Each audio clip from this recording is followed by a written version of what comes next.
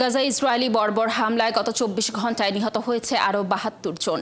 হামলার পাশাপাশি অনাহারের সাথে লড়াই করতে হচ্ছে ফিলিস্তিনিদের। জাতিসংঘ জানিয়েছে যুদ্ধ শুরুর পর এখন সবচেয়ে বিপর্যয়কর পরিস্থিতি চলছে গাজায়। আর সংস্থাটির মানবিক সহায়তা বিষয়ক প্রধান টম ফ্লেচার বলেছেন, ইসরায়েলের কারণে গাজার মানুষ অনাহারে থাকতে বাধ্য হচ্ছেন।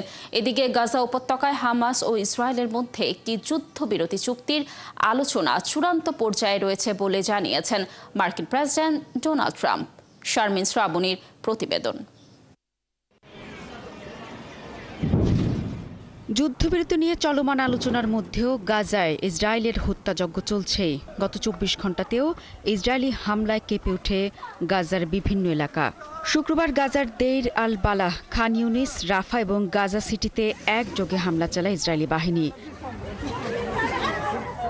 হামাস নিয়ন্ত্রিত গাজার স্বাস্থ্য মন্ত্রণালয় জানিয়েছে, এদিন ইসরায়েলি হামলায় বহু ফিলিস্তিনি হতাহত হয়েছেন। হামলার মতোই ক্ষুধাকে অস্ত্র হিসেবে ব্যবহার করছে ইসরায়েল। জাতিসংঘের মানবিক সহায়তা বিষয়ক প্রধান টম ফ্লেচার বলেছেন, ইসরায়েলের কারণে গাজার মানুষেরা অনাহারে থাকতে বাধ্য হচ্ছেন।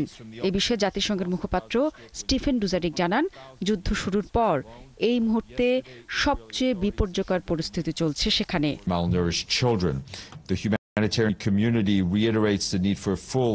এদিকে গাজার জন্য পাঠানো মানবিক সহায়তা বহনকারী ট্রাক কেরিম শালোম ক্রসিং এর কাছে আটকে দিয়েছে ইসরায়েলি বিক্ষোভকারীরা।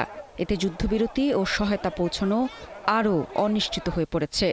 যদিও যুদ্ধবিরতি নিয়ে আশার বাণী শুনিয়েছেন মার্কিন প্রেসিডেন্ট ডোনাল্ড ট্রাম্প। জানান, হামাস ও ইসরায়েলের মধ্যে একটি যুদ্ধবিরতি চুক্তির আলোচনা চূড়ান্ত পর্যায়ে রয়েছে। গাজা উপত্যকায় ইসরায়েল ও হামাসের মধ্যে যুদ্ধবিরতি এবং জিম্মি মুক্তি চুক্তিতে পৌঁছানোর খুব কাছাকাছি রয়েছে মধ্যস্থতাকারীরা। আমরা আপনাদের দিনের বেলায় অথবা হয়তো আগামীকাল এ বিষয়ে জানাবো। এ বিষয়ে চুক্তির একটি সম্ভাবনা আছে। হামাসের রাজনৈতিক ব্যুরো জানিয়েছে, যুক্তরাষ্ট্রের যুদ্ধবিরতি প্রস্তাব তারা গুরুত্বের সঙ্গে বিবেচনা করছে। গাজার অন্যান্য প্রতিরোধ গোষ্ঠীর সঙ্গে আলোচনা চলছে বলেও জানিয়েছে তারা। এদিকে পশ্চিম তীরে নতুন করে ৫,০০০ বসতি নির্মাণের ঘোষণা দিয়েছে ইসরায়েলি সরকার। জাতিসংঘ ইউরোপীয় ইউনিয়নের উদ্বেগ সত্ত্বেও বসতির সম্প্রসারণ বন্ধের কোনো ইঙ্গিত দেয়নি নেতানিয়াহু প্রশাসন। শারমিন শ্রাবণী, ৭১।